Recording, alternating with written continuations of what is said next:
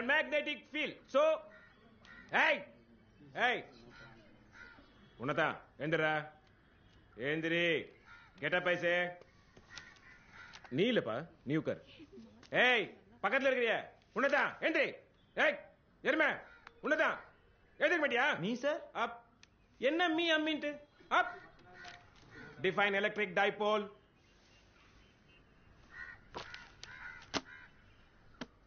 சொல்றா நூடுல்ஸ் மாதிரி என்ன எழுதுற? டைம் இல்ல சொல்லு. மூஞ்சி பத்தி அவனுக்கு பழைய 5 காசு மாதிரி. சொல்றா. தெரியாதா? தெரியாது சார். இதுக்கு மட்டும் மண்டைய ஃபாஸ்ட் ஆட்ற எருமை. எதுக்குடா இங்க வந்த?